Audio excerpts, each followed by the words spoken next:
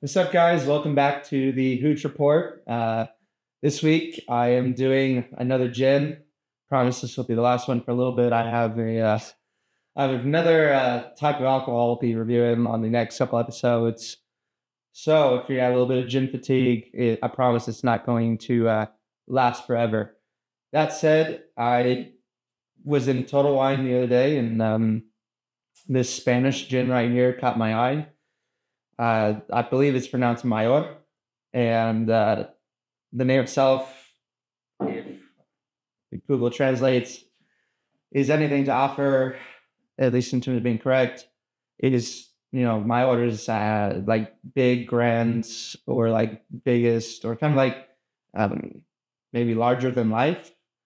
Uh, Now, again, I don't speak Spanish, so if I got that wrong, I'm sorry.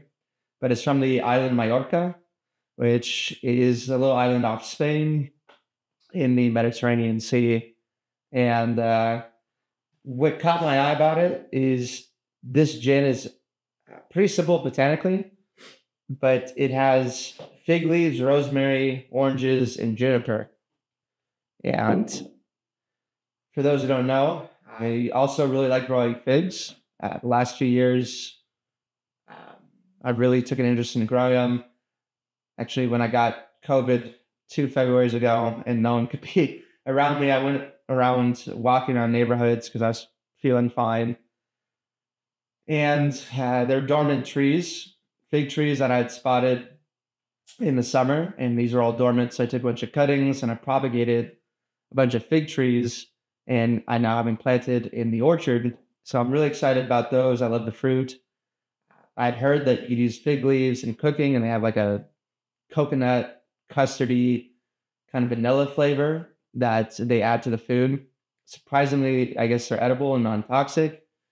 But if you were to like prune a fig tree and you get some of that milky sap on your skin, you want to basically wash that off pretty quickly. It'll cause an allergic reaction, like some mild blistering. They call it like some latex in there, latex allergy.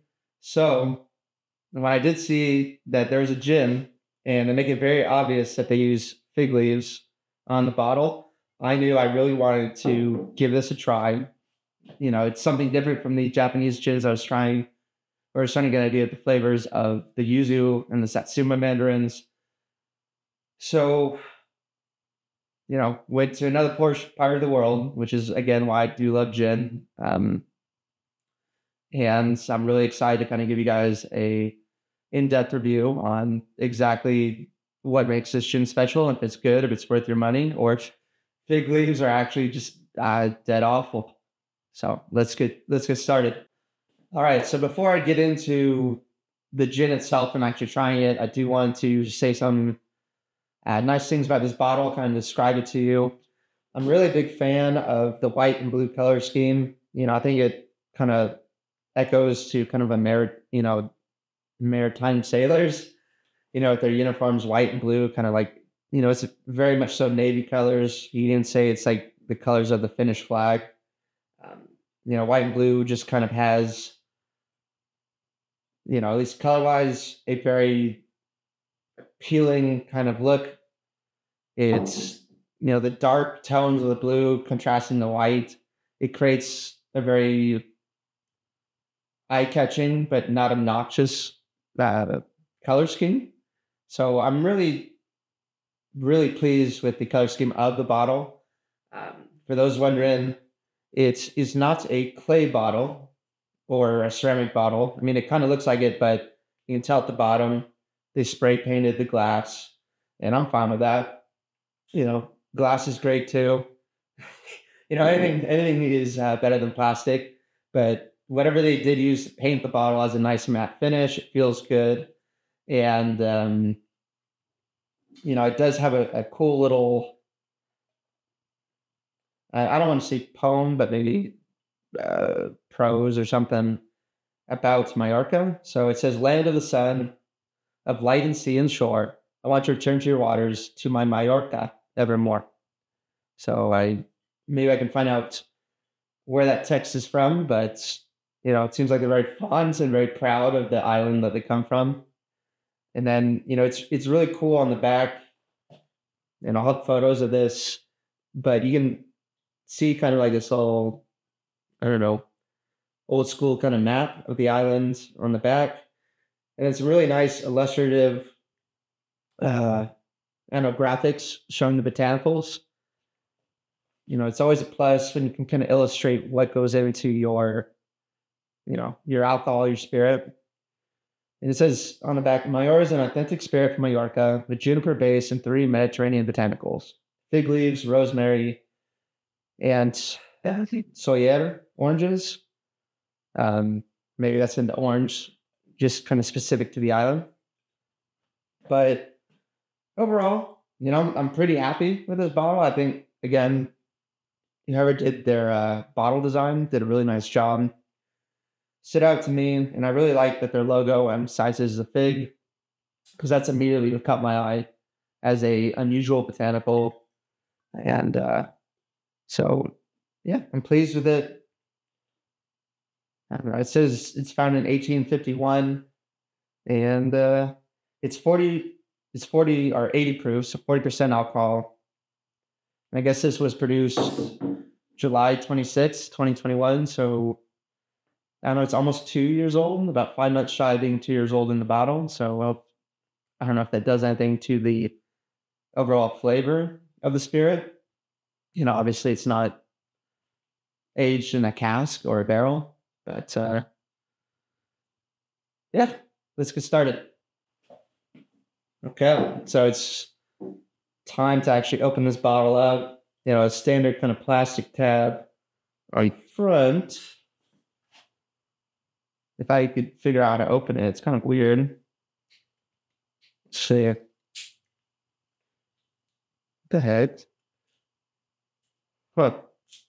There's like this weird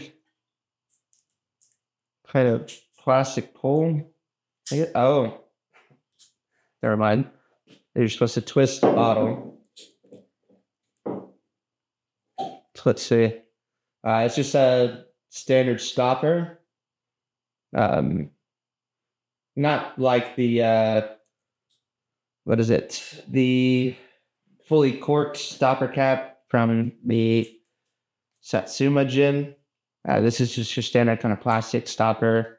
So it doesn't quite have that nice kind of quality feel to it. However, this bottle was only, I don't know, like, oops, spilt a little. It was only like $30, which it's a mid-range gin. I mean, the other ones are obviously more expensive, but before I get too wrapped in trying to get off this plastic off the bottle, I think you would like me to actually try it. So let's take a look. So, see what the nose smells like.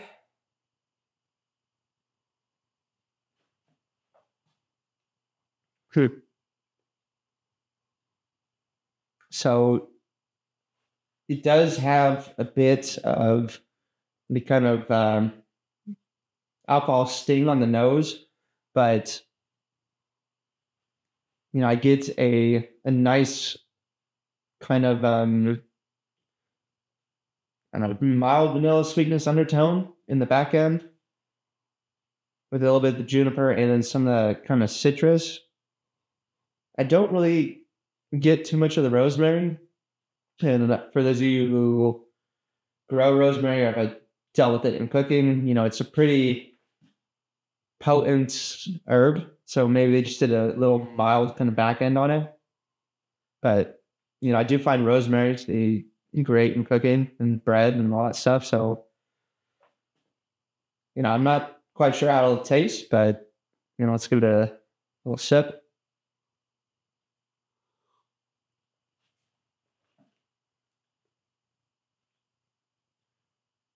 Wow.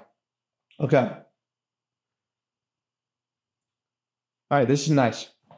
There's absolutely no burn at all. Let me try again. Let's see.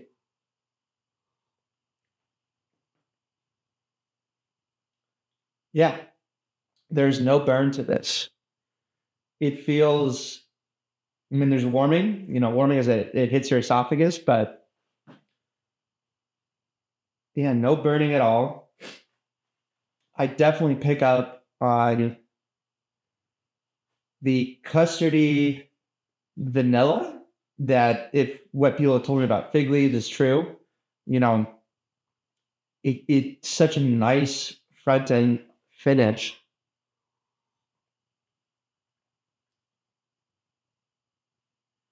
where it just kind of has a really smooth taste. Um, and the best way to start is the custardy and like the good kind, dessert, you do get a little bit of the citrus in the back end of your tongue, and then maybe hints of rosemary on the middle. But for the most part, I don't really get too much of the juniper. The juniper, it seems like it's a very mild juniper kind of base. Uh, but overall, I'm really kind of happy with it. It makes me kind of want to try cooking with fig leaves this summer or figuring out what to do with them. Yeah, no, I'm really pleased. And yeah, I think just straight, you could drink this pretty much any time, mild, simple, but sophisticated in the fact that the flavors none of them overpower,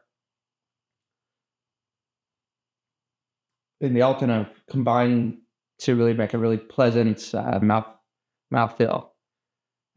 So that said, let's go to the tonic. Okay.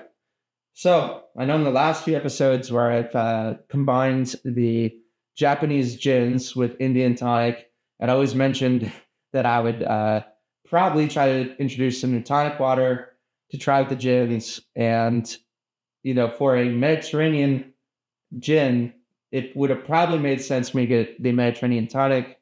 I did not get around to this week. All I have is just the Indian tonic. And, for those who are hoping that maybe I would vary it a little bit, I apologize, but regardless, it's still kind of a standard gin and tonic. So I'd really like to still give it a try. So I'll do, again, pour the shots in a glass. And then, again, favorite tree. Let's see what kind of notes it brings out and how the flavor interacts with the quinine and the botanicals in the tonic.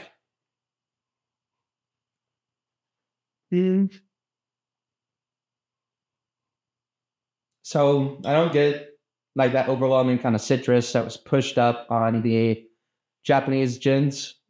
I think the carbonation probably helped push those kind of residual oils from the citrus up to the surface. I know this says it has like some orange in it, but it's pretty obvious that it's not the main botanical. Again, it's probably the fig leaf, which just kind of has that custardy vanilla sweetness, which, is more subtle than like peeling an orange where it immediately hits your nose.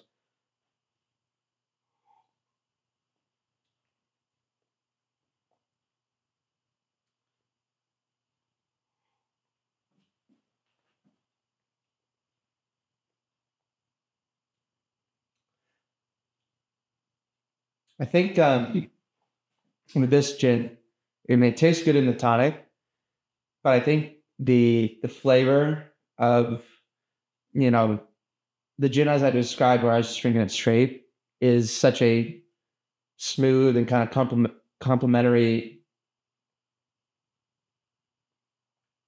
flavor profile that putting it in the tonic, the tonic doesn't like accentuate any of the edges it may have had because there were really no edges to it. The tonic's maybe a little bit sweeter with the just body of the alcohol, but it doesn't accentuate it. And although this is very pleasant, it's really kind of like just I'm drinking more of a tonic water. And I'm not really picking up on the notes that I did by itself. That's not necessarily a bad thing.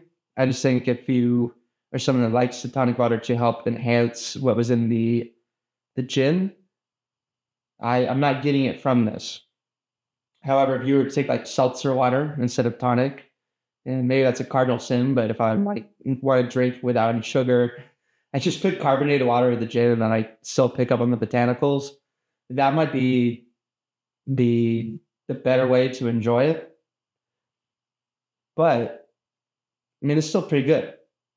But I don't get that nice nuance of the gin that I just got from me sipping it by itself. So overall, I'm still really pleased with the gin. I think, the fact that fig leaves can even impart flavor like that, it really makes me curious to see, what they can kind of use for. I know, I don't know, I'm sure most of you guys have never even thought that you could eat fig leaves. It just kind of seems odd, especially if you're American. I'm sure in like Europe or other countries where figs have been a staple for like thousands of years, that is common knowledge and like duh. But for me as an American, it's really kind of eye-opening. And if I ever do make my own gin, I definitely want to play with the fig leaves themselves. And yeah, I thought this is a great case study in just how another region can take simple botanicals, make some really nice quality spirits, and combine them and then make something at a decent price with a very nice bottle too. So overall, I do think it's worth your money if that's what you're looking for. Cheers.